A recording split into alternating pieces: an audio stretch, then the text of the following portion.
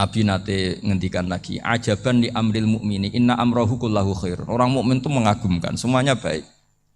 In asobathu na'ma syakara fakana khairan lah. Kalau baru dapat nikmat, dia syukur, maka itu baik.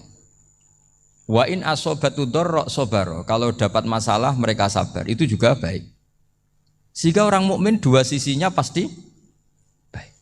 Itu juga kalimat, maksudnya moto atau pegangan hidup. Nah berikut ini saya beri contoh, ini kenangan saya, ini contoh terakhir. Masalah jadi orang terkenal maupun tidak. Di sini dicontohkan Imam Ghazali di halaman 367 di kitab saya 367, juznya 3 di kitab Ihya Ulumuddin. Di sini beliau cerita betapa untuk menjaga ikhlas sebaiknya orang itu tidak terkenal, tidak syuhrah, tidak terkenal. Oke, itu kita sepakat ya, karena kalau terkenal mungkin orang dipaksa publik dengan tanda kutip untuk selalu berbuat baik, tapi karena jaim lah, jaga image atau apa. Tapi ketika dibalik pertanyaannya, kamu rela yang terkenal itu orang nggak benar, sementara yang orang benar itu nggak terkenal. Lalu masyarakat taunya yang tidak benar. Kalau pertanyaannya dibalik gitu, orang baik wajib terkenal enggak? Kalau pertanyaannya dibalik seperti itu. Dokter yang benar tidak terkenal, yang malpraktek terkenal. Kamu ingin kondisi seperti itu? Gak ingin kan? Kampus yang bagus gak terkenal, kampus yang bagus gak terkenal, yang gak bagus. Nah, artinya apa? Gara-gara olah kata, olah pikiran, ini logika jadi rubah. Lagi-lagi apa? Jawaban itu ada di kata-kata sebetulnya. Makanya bab-bab seperti ini tidak usahlah kita berdebat, berpolemik, sebaiknya orang itu humul, menutup diri, apa sebaiknya orang terkenal, itu nggak perlu seperti itu. Sudah terserah Tuhan saja.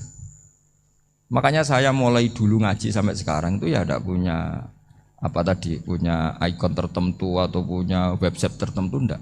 Sudah terserah pangeran, sudah. Saya juga tidak sok suci materialistik atau enggak, ya tidak mikir saya. Bukan apa-apa ya, karena saya ini kiai, jadi biasa urusannya sama Allah, tidak sama makhluk. Jadi pusing kalau sama sarah-sarahnya makhluk itu pusing. Meskipun rektor kalau nasihati saya pasti tidak saya terima, itu tetap makhluk, itu sudah ada ngefek kalau saya itu sudah ada itu. Bukan karena saya sombong, ya memang makhluk betul gitu, bukan cuma nasibnya bejo aja, tapi makhluk tetap makhluk. Saya beri contoh ya. Ini makalah yang ditulis Imam Ghazali. Ya. I'lam aslahaka Allah anna aslal jah wa intisarus sayyid atau sayyidi wal istihar wa huwa mazmum itu. Balil mahmudu al khumulu illa man saharahu wa ta'ala linasri dini min ghairi takallufi talabi syuhrati minhu. Jadi kalau kamu ingin ibadah kamu selamat, ya kamu jangan terkenal. Tapi resikonya adalah kalau kebaikan itu tidak terkenal, maka agak dikenali. Kalau agak dikenali berarti masyarakat hanya punya percontohan yang tidak baik, karena yang baik tidak terkenal. Jadi itulah ulama-ulama dulu. Jadi apa-apa itu dibanding-bandingkan. Kemudian nanti kelihatan, jawabannya itu kelihatan. Jadi ulama dulu itu biasa ngarang misalnya afatun nikah, sisi negatifnya nikah. Harus ngurmat istri, harus macam-macam, kalau terlantar itu ya dosa. Seperti tadi Pak Marsudi cerita, kalau orang ngapalkan Quran itu takut lupa, kalau lupa itu jadi dosa. Pertanyaannya, kalau semua orang takut lupa, takut dosa, semua orang nggak hafal Quran karena potongan-potongan lupa. Cara berpikir tidak seperti itu. Kalau berpikir ya namanya hafalan, ya inginnya hafal, kan nggak ingin lupa. Lah nanti kalau takdirnya lupa karena hal-hal yang dimaklumi oleh syariat itu enggak yang termasuk dosa. Yang dosa itu lupa li'ghairi udhrin syar'iyyin, lupa yang tidak ada sebab yang apa? Syar'i. Tapi lupa bawaan EQ-nya enggak bagus. Lupa bawaan sering dibentak. Oh itu enggak masalah karena bawaannya orang tertekan itu ya lupa. Coba kamu hafal Quran, terus punya kredit jatuh tempo, pas hari itu aku yakin enggak cerdas sudah. Itu bawaannya orang tertekan itu pasti lupa. Jadi ya saya teruskan ya. Jadi terus ada makalah yang sangat bagus sekali tentang itu. Saya baca ya. Wa yadullu ala dzalika anna Allah azza wa jalla amaral anbiya'a bi idharil amali lil iktida wa khassahum bi mansibin nubuwah. Wala yajuzu ayyudhanna bihim annahum khurrimu afdhalal amalen. Jadi orang yang terlalu mendewa-dewakan khumul itu menutup diri. Oke, itu baik karena dengan khumul, dengan menutup diri Anda tidak riya, Anda tidak pamer. Tapi kata Imam Ghazali, kamu juga harus ingat di antara syaratnya Nabi itu harus mengumumkan kalau beliau itu seorang Nabi. Harus memaklumatkan kalau beliau seorang Nabi supaya bisa diikuti. Caranya sholat harus diumumkan sehingga Nabi itu mengatakan harus jamaah. Karena dengan cara jamaah itu bisa shollu kama ra'aitumuni usolli. Coba kalau Nabi sholatnya enggak diperlihatkan, kamu harus sholat yang benar. Caranya gimana ya Rasulullah? Itu rahasia. Bingung enggak kira-kira? Bingung enggak? Ya misalnya amal rahasia selalu lebih baik. Terus ada pertanyaan, Nabi ngendikan kamu sholat yang benar. Caranya gimana Nabi? Ya itu rahasia. Terus gimana coba? Tapi Nabi ngendikan apa? Shollu kama ra'aitumuni usolli. Ya sudah kamu sholat, niru saya sholat. Berarti Nabi sholatnya diperlihatkan apa disembunyikan? Diperlihatkan. Jadi begitu juga saya berkali-kali bilang, orang tahu kalau itu bidan ya berdasar tulisan itu bidan. Tahu kalau itu dokter gigi ya itu dokter gigi. Jangan sampai gara-gara tidak ada tulisan mau beli alat bangunan di dokter gigi. Mau periksa gigi di toko bangunan. Gara-gara apa? Enggak ada maklumat. Nah, di sini ulama-ulama selalu memaklumatkan dirinya.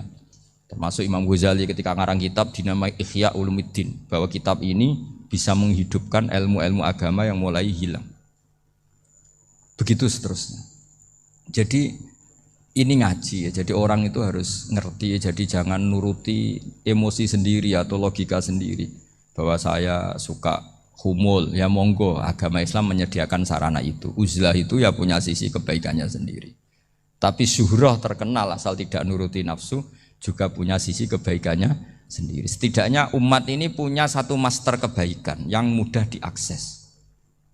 Tapi tadi saya ulang lagi, jangan karena hadzun nafsi, jangan karena kepentingan pribadi. Makanya di sini disebutkan wa yadullu ala dzalika ala syuhrah anna Allah taala amarul anbiya bi idzharil amal lil iktida.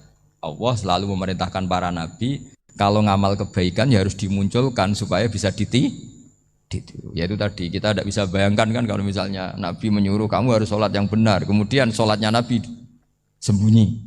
Kalau ditanya, Nabi saya niru siapa? Wah itu rahasia, kamu nggak boleh lihat sholat saya saat takut tidak ikhlas. Ribet kan? Sehingga jamaah itu statusnya tetap harus. Nah bedanya harus ini ulama berpendapat harus yang apa? Fardu kifayah. Tapi fardu itu maknanya harus. Tapi bukan berarti kalau nggak jamaah sholatnya nggak sah, nggak tetap. Tapi statusnya jamaah tetap apa? Harus. Nah barokahnya harus ini orang yang baru sholat, sholatnya langsung benar karena ada yang diikutin. Coba kalau mantan dukun baru sholat terus sholat sendiri, itu mesti mirip mantra. Karena dia tidak ada master percontohannya. Tapi barokahnya ada master, orang paling bodoh pun kalau sholat ya benar, karena standar ada komandonya, ada imamnya. Sehingga Imam Ahmad malah berpikir keras, syarat sahnya sholat itu harus jamaah. Cara pikirannya Imam Ahmad, keras sekali beliau. Sehingga kalau orang sholat sendiri kok ada orang lain yang maunya berjamaah harus bayar, orang itu harus bayar demi sahnya sholat. Itu madzhabnya Imam Ahmad. Tapi kalau madzhab Syafi'i hanya mengatakan itu fardu kifayah, yang kalau satu komunitas gak mau melakukan semuanya apa? Dosa. Ya jadi ini sebelum sesi ringan tanya jawab, hanya 2 saja tanyanya, nggak boleh banyak-banyak, nanti nggak pulang-pulang saya. Jadi tak baca lagi biar dapat berkahnya Imam Ghazali. Wa qala qaumun asirru afdalu minal alaniyati. Terus kata sebagian ulama al alaniyah itu afdal minas sirri. Terus diperbandingkan baik yang mana amal dipertontonkan sama ndak. Terus kata Imam Ghazali, kalau orang itu bisa jaga tidak riya, maka sebaiknya dipertontonkan karena kebaikan harus yang muncul, bukan yang tidak baik yang muncul. Makanya ketika Unisula memaklumatkan diri sebagai ingin jadi generasi khairah ummah, itu kalau diterjemah itu kan, wow, khairah ummah, umat terbaik. Itu kan kayak agak angkuh. Tapi nggak apa-apa, itu nggak apa-apa. Masa kita kampanye Unisula siap degradasi moral kan ya lucu kan. Masa jualan gitu kan ya lucu. Ya sudah, kita memang ingin mengkhidmati ummah, berbakti dengan umat, membantu supaya jadi generasi khairon apa? Umat. Tidak apa-apa, dimaklumatkan supaya dengan itu umat punya sarana. Oh kalau ingin jadi khairon ummah, kuliah di sini. Jangan lalu enggak gitu. Ya sama kita dokter, maklumatkan saja dokter gigi, dokter kandungan, dokter bedah. Sehingga orang kalau mau bedah ya jangan ke dokter kandungan.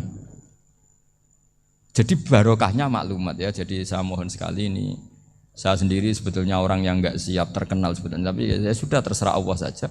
Kalau itu cara Allah menyebar kebaikan, ya monggo. Pokoknya kita tawakal saja sama Allah Subhanahu wa Ta'ala. Saya kira demikian. Assalamualaikum warahmatullahi wabarakatuh.